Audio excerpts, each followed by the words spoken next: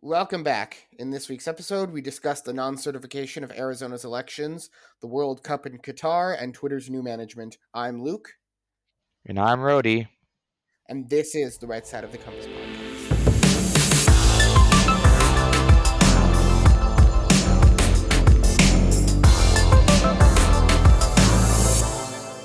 Anyways, so who's having an exciting time on Twitter? I'm having an exciting time on Twitter.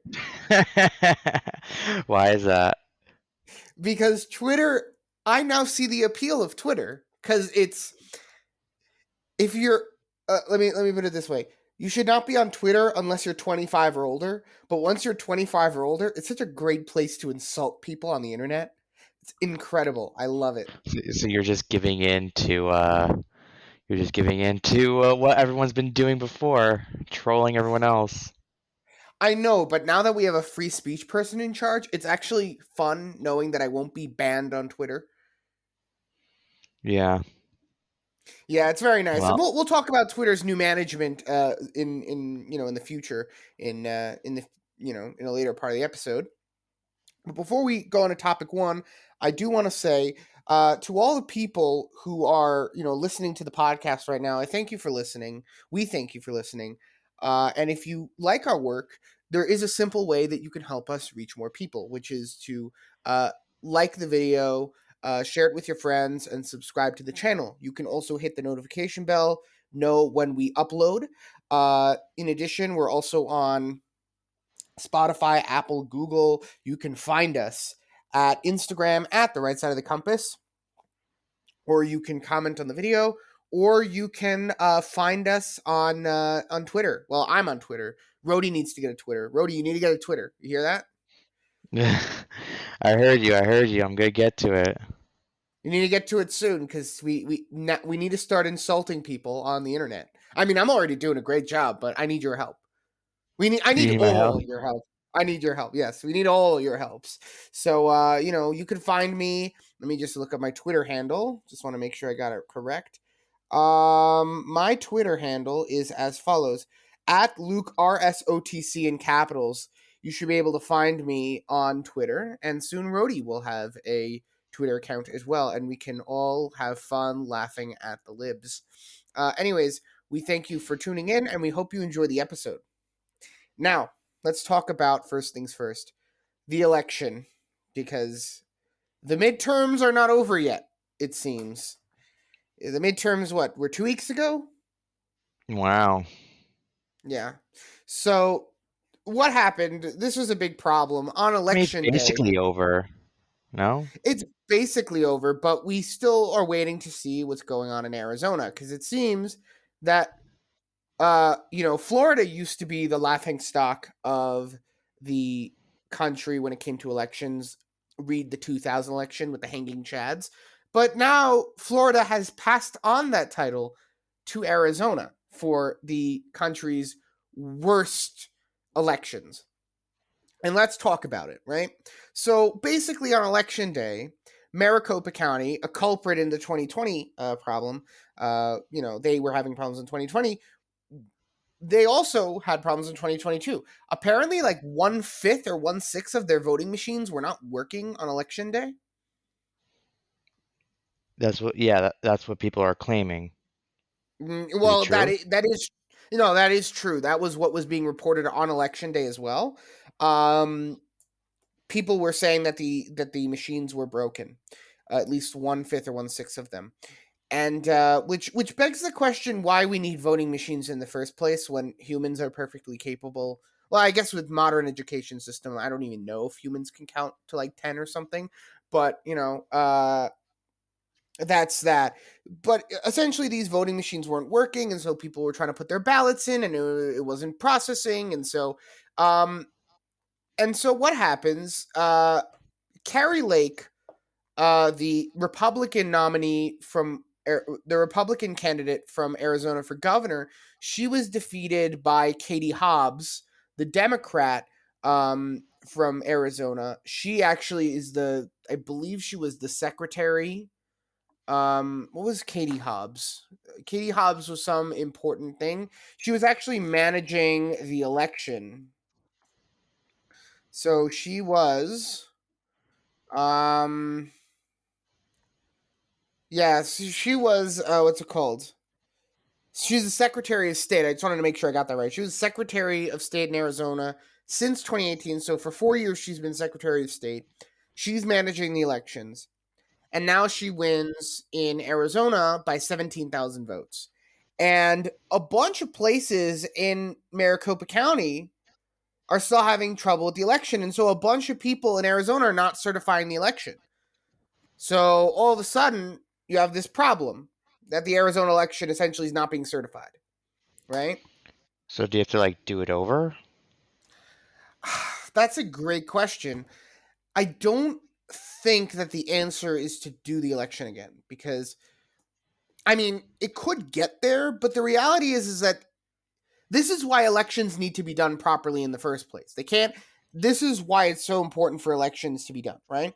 Because what's going to happen now, right, is that no matter what happens, someone's going to be upset, right? Because when everyone feels that the system is fair, when everyone feels that the system is working the way it's supposed to, when it comes to elections, people are willing to take the loss if they need to, right?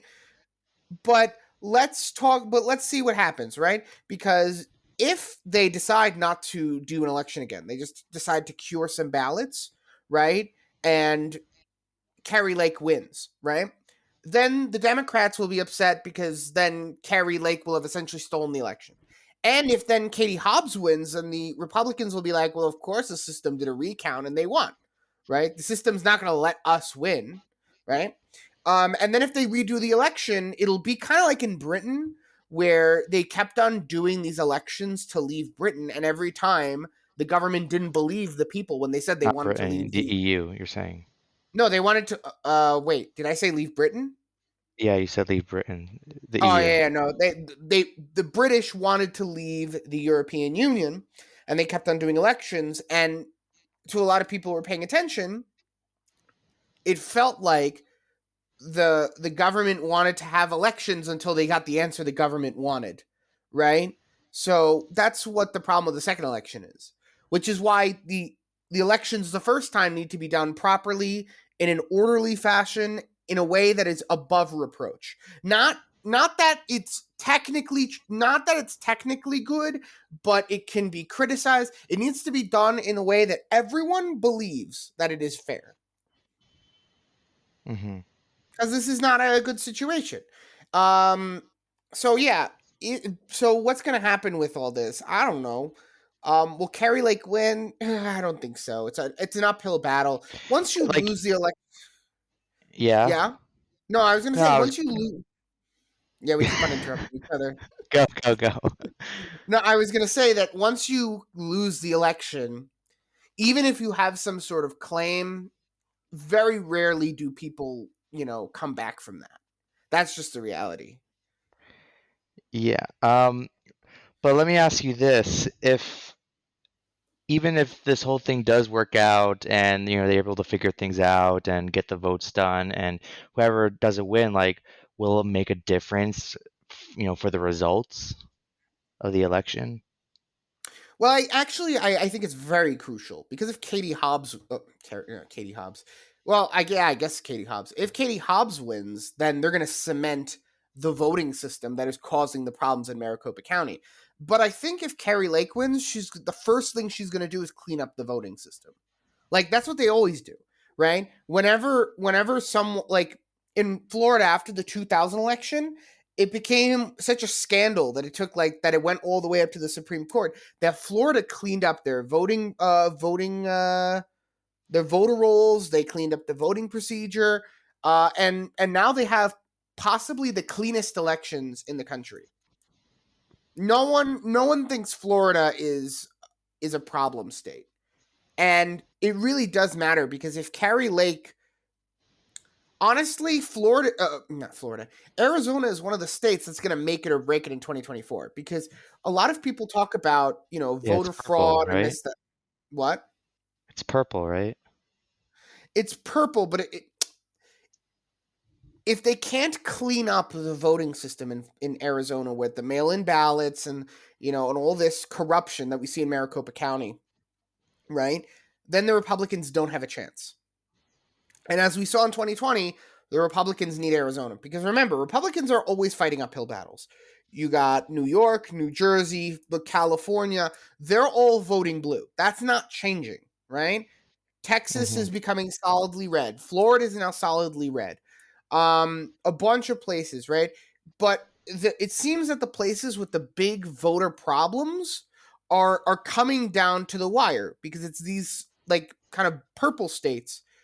If they don't have trustworthy elections, the Republicans can't win there, and therefore they can't win, right? Hmm. Yeah. Right. So that's an issue. Honestly, we have to look out for that. Um, but yeah, this is really shameful again that this is really shameful that this is happening in the United States and in one of the freest countries in the world. Um, these guys make North Korean elections look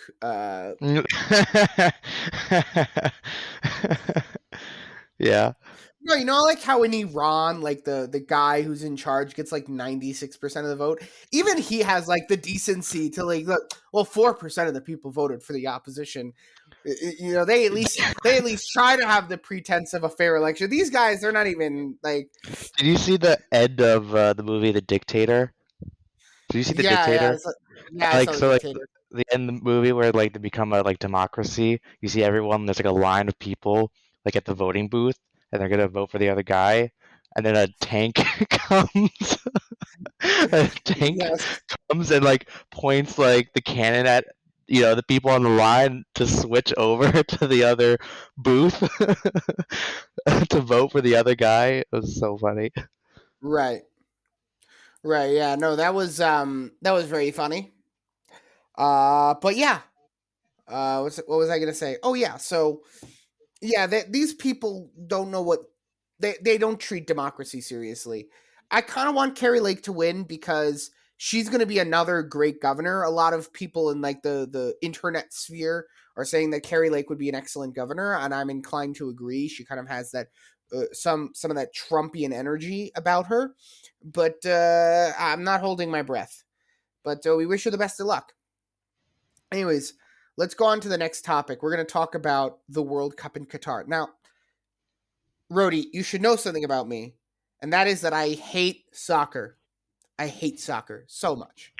Do you mean football?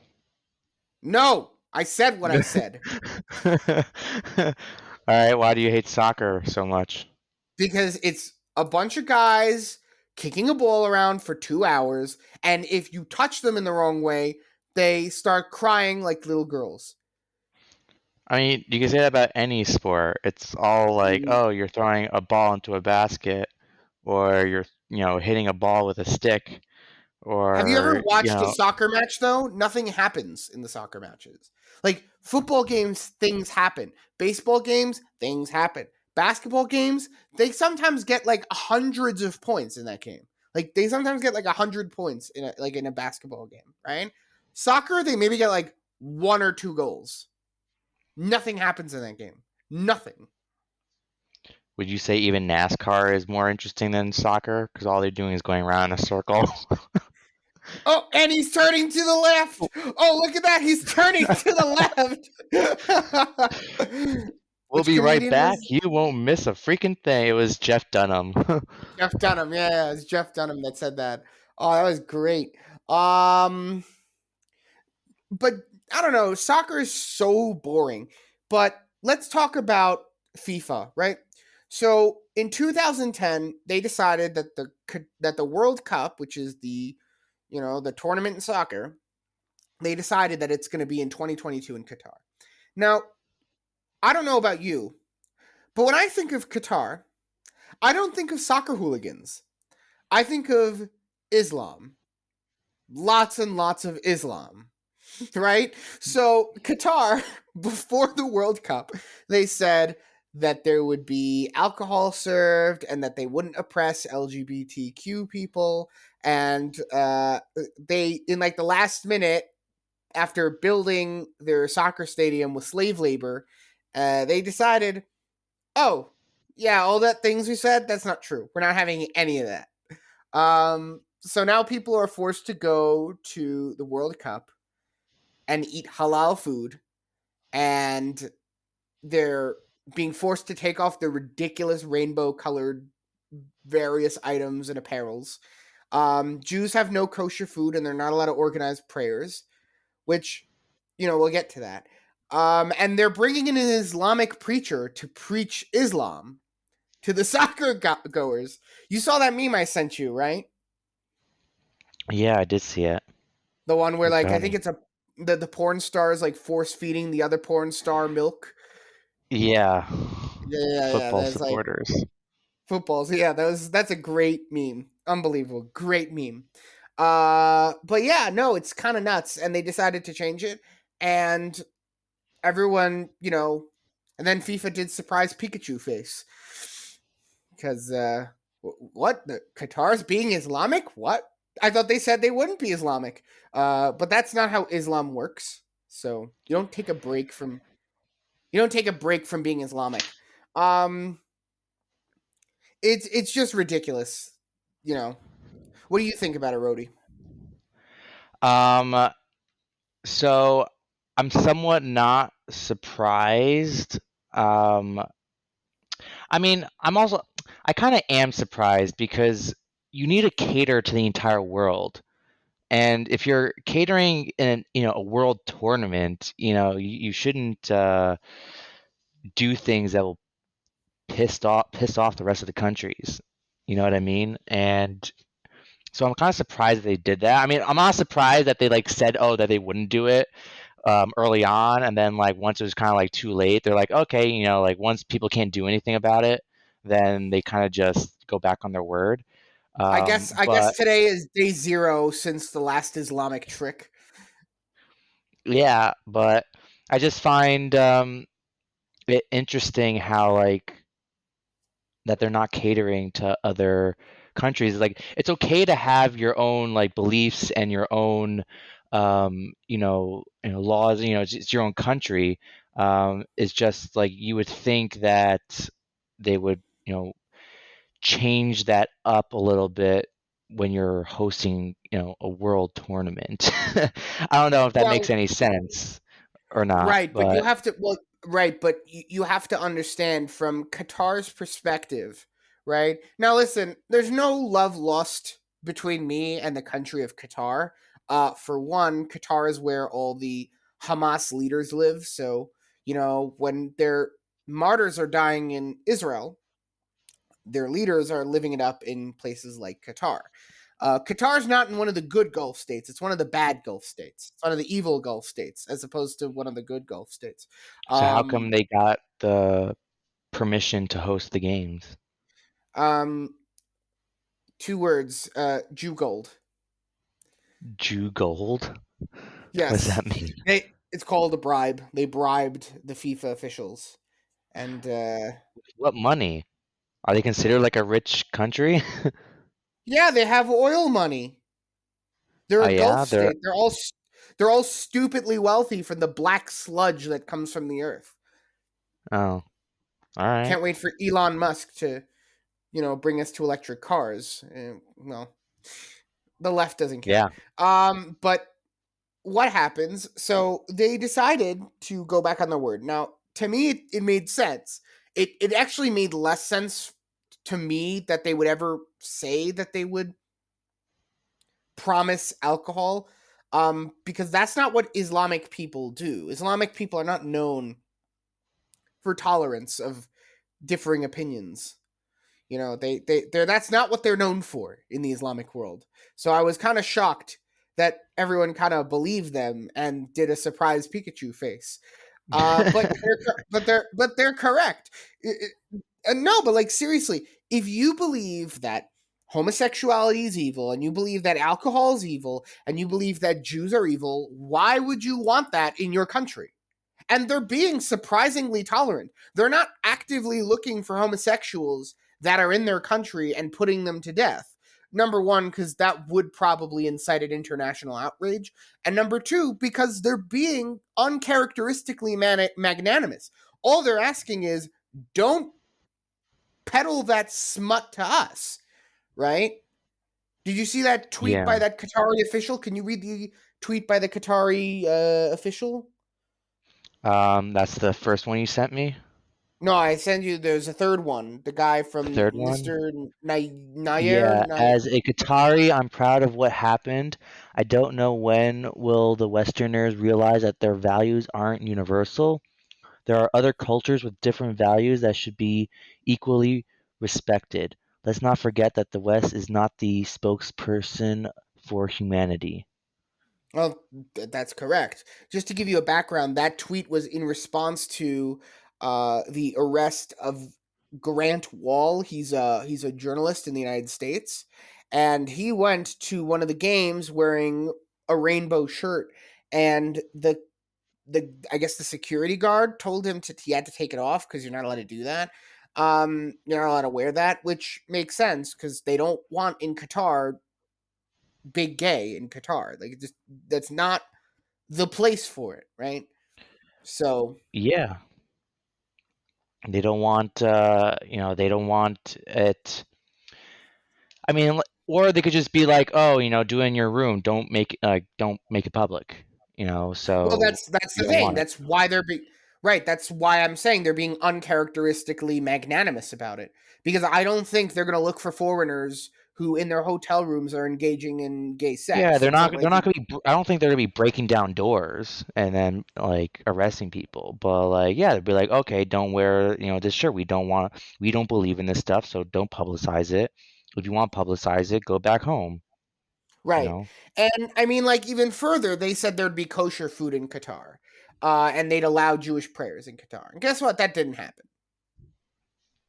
I Hmm. mean, on the one hand, like, what the hell? But on the other hand, like, I guess good for standing up for what you believe in and believing in something more than just gay butt sex. I mean, like, like anti-Semitism is bad. Don't get me wrong, but like, I'd still rather, like, I think on some level, Qatar is a better country than the United States because at least in Qatar, they're not confused as to what a man and a woman is. So it's very simple. So You're if it saying that like they have their values and they're not bending to change those values for anyone. Like exactly even if it's for good or bad, and in terms of like LGBTQ, you obviously agree, but obviously for Jews, you don't agree because we're Jewish ourselves, and But we, but I think if they asked Jews like us about our opinion on the gays, we'd probably agree with them on some level. So I don't know what they have. The type of Jew who'd go and pray probably also feels similarly about LGBTQ individuals as do the Qataris. Probably not as extreme as the Qataris, mind you, but we probably have similar views on homosexuality, and we probably also don't want to see them. Um, but yeah, they're just banning it. Whatever. I mean, yeah, I guess what I'm saying is that good on them for having their values, and maybe this is the West's wake up call. It's like, well, hold on a minute. If we can't have universal things because the world isn't universal. The Qataris don't believe in suspending Islam for 28 days, as that first tweet I sent you said, right? They don't believe in suspending Islam for 28 days so you can have a beer in a Qatari stadium. It doesn't work that way. They're going to host the World Cup and they're going to do it in an Islamic way. And if you don't like the World Cup being hosted in an Islamic country, perhaps don't go to the World Cup yeah, watch it at home where you or don't can watch wear it. or watch it at home where you are allowed to wear a rainbow shirt and drink alcohol. Yeah, or better yet, don't support it because soccer is a lame sport and you should watch football instead because soccer is lame. So yeah. Anyway, so I think that's it. And now let's talk about Twitter's new management. Oh man, this is a great topic. We've been waiting for this. For how long have we been waiting for this, Rhodey? For Elon Musk Uh, to buy Twitter? few, what it was, I think it's still less than a year. It's been like many months, but I think it's still been less than a year. Yeah. I don't know the So, exact, but well, it's been a long regardless, journey. it's been a very long journey, and I'm glad that I was able to experience it with you, Rhodey, because we finally Elon Musk finally bought Twitter, and he finally opened the jails. We did it, The guys. Twitter, we did it, you guys. Um, yeah, he opened the jails. Everyone, all the big players, with a couple of major exceptions, all the big players are free on Twitter. Yeah. So yeah, and he says he's gonna reinstate Trump, which is probably the Well, he biggest did. news. He Yeah. did. So he did that. And yeah, it's good for freedom of speech. Um, and when it comes down to freedom of speech, I think there shouldn't be like exceptions in terms of like freedom of speech should be for freedom of speech, everyone. I mean, obviously, like don't go yelling fire in a movie theater, but um, when it comes to you know give everyone a chance. Right. So let's talk about who was freed from Twitter jail. So, of course, you have Donald Trump. He was the most famous. I don't know if he's coming back to Twitter.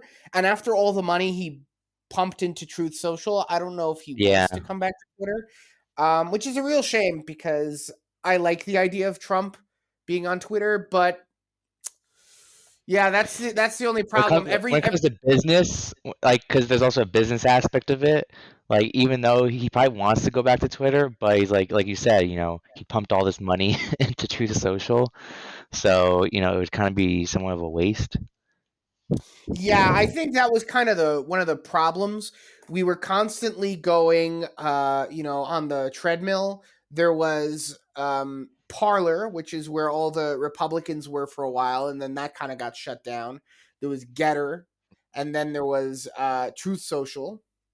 But now Twitter's back, right? Because Elon Musk owns Twitter. So now all of a sudden you have all these platforms that kind of like they cease to serve a purpose, right? Because the reality is that this is not like a Nintendo console where you want diversity in the market, you want multiple players. The whole point of social media is that everyone's on social media, right? So it doesn't really serve anyone's purpose to have like a Truth Social and a Twitter and a this and a that, right? The only issue is the only reason people made up alternatives was because they felt that on Twitter they didn't have access to Twitter, or they felt that Twitter was being too censorious. But the reality is that we don't need Twitter alternatives if Twitter's working fine. Yeah, Right. So exactly. right. So that's a big problem. But I kind of hope Trump comes back to Twitter because, everyone's on Twitter already, and I don't see a reason to, do that to split the fan base. But Trump's back. That's nice. Jordan Peterson's back. The Babylon Bee is back. The Babylon Bee, some great headlines, but they're back and they never back down. So good for them. You have Project Veritas. They did some of the best journalism. I think Elon Musk likes Project Veritas because Project Veritas actually keeps Elon Musk informed. So you got Project Veritas. You've got um, Kanye West is back. You know what he tweeted when he got his Twitter account back? That's interesting. Yeah, what? He tweeted out, "Shalom." No way. Yes. That's great. Am I Uh, allowed to? Am I allowed to disavow Kanye West while also saying that that's actually hilarious?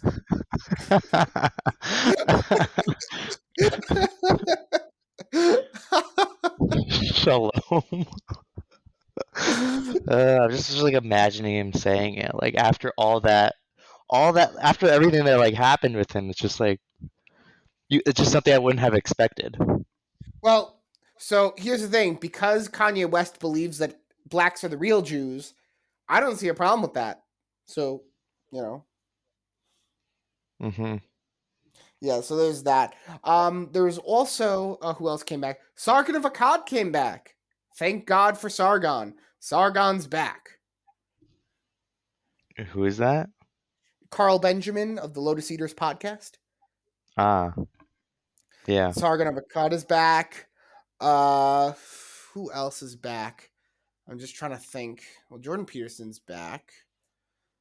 I'm sure there's a list of characters. I think Mike Lindell. No, I don't think he got his back. There were a couple of people that didn't get their Twitter accounts back. One of them is Milo Yiannopoulos at Nero, who didn't get his Twitter account back, which is a real shame because when Milo was on Twitter, that was a good time. Milo was a good time on Twitter. Um, and then, of course, most famously, Alex Jones did not get his Twitter account back. He was the only one that Elon Musk said he wouldn't be getting his Twitter account back. And that's, he said, because Alex Jones used children for Yeah. political gain. I don't think, I mean, I disagree with that, but, that's a discussion for another time. But enough about who got reinstated at Twitter. Let's talk about the management. Let's talk about how Twitter's being run. So I think He's Elon doing a fired. complete overhaul. Oh my god, it's great. Did you see that picture, like the comparison between Twitter before Elon and Twitter after Elon? No, I did not. So someone posted it on Twitter, interestingly enough. They posted a tweet where it was a picture on the left from Twitter before Elon Musk, and then the picture on the right was Twitter after Elon Musk. And the Twitter before Elon Musk is just like all women, all like white women, right? And then, after Elon Musk, it was like a white guy and a bunch of Asian guys. It was like they got rid of all the women. It's like I think they fired like what 90% of Twitter staff at this point. um, I think so. I don't know. I just know he fired a lot. He either fired them, and also I was reading up on it, and he said that like they sent out an email, saying that uh, if you want to, it's like either like conform to like the new Twitter, or you can leave.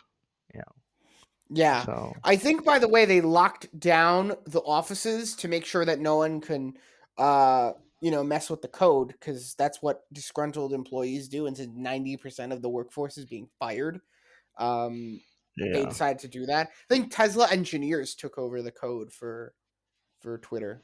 They were like cleaning it up. Oh wow. Yeah. No, but it's actually kind of nice because now I'm gonna see less videos from Zoomer women who did nothing in college getting paid like six figures to drink wine on tap. It made me angry, like so angry, so angry, so angry. You would Like see those those women. videos of people like at their work, and they just do absolutely nothing. Like they have a meeting about sitting in a meeting and then they do yoga and then they drink wine on tap and they have like fancy food. I didn't even know it's so fancy that I didn't even know the concept for the dish existed, right? And then they go home and then listen, your job is fake if you have energy to go out at night. If you come home from a long day at work and you decide I want to go out with friends, that means you're not working hard enough. It means you need a job that works you harder. That's what you need. Hmm. And these women just I'm angry about it, but nature is healing. Those women will have to go back to the kitchen. Wow. Can't believe you just said that. No, just kidding. I don't want you in the kitchen, especially after eating all those good meals and drinking wine on tap. You don't belong in the kitchen. You stay out of the kitchen. That's where all the food is. But yeah, maybe go do yoga. No, but but that's kind of done at Twitter. That's not going to be the case at Twitter anymore. Twitter's now going to be run by engineers and businessmen and not Zoomers with a marketing degree. So that's going to be really, really nice. Um, they also cracked down on the child porn. There was child porn on Twitter. Yeah, there were like hashtags that would lead to child porn, and so Oh, Elon whoa. Musk. Yeah, Well, that's good. yeah, that's very good actually. I mean, like they lost 90% of the workforce and they were able to crack down on the child porn. So I think Elon Musk by definition is doing a better job running Twitter than Parag Agrawal. So that's nice. Let's talk about the new business model for Twitter. The verification for $8. Yeah, what's that about? Was there a subscription before? No, there was no subscription. What was before is that when Twitter became bigger, right, they realized that they needed a system to verify that certain accounts were held by the people that said they held them. Because if, let's say, because I'm a famous person, let's say Luke makes a Twitter account, and because everyone loves me so much and everyone, is trying to imitate my success, You're they like, might make how? another Twitter. What? Yeah, They yeah. might make a Twitter How do they account. know it's actually you? Right. So, but that wasn't a subscribe. You didn't subscribe. You got that if you were famous enough, right? Yeah. Right. But then, it became at some point. I think it was in 2016. It became a kind of marker for the elite. So, like, it became a slur by like people on our side to say the blue check marks, the journos. They're saying something. Oh, look, it's the blue check marks. That means their opinion is very stupid, right? And I think Elon Musk, what he wants to do is he wants to try to monetize the blue check mark in order to uh make money, because this is the classic internet model where if you give something out for free, enough people will pay for it if they like the service to keep the business afloat. Hmm. Right. So you have that. And then I think also Elon Musk maybe is trying to court certain content creators to make tweets.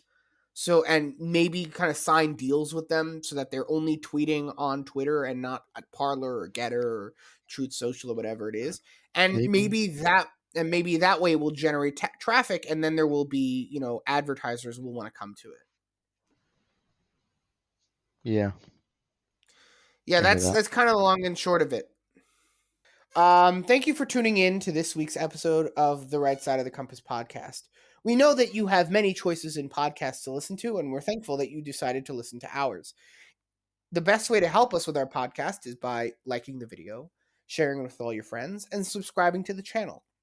In addition, you can hit that notification bell to make sure you're notified of our latest uploads. If you want to reach out to us, you can comment in the comment section on YouTube. You could reach out to us through DMing us at the Right Side of the Compass on Instagram, or you can tweet at me at Luke RSTOC.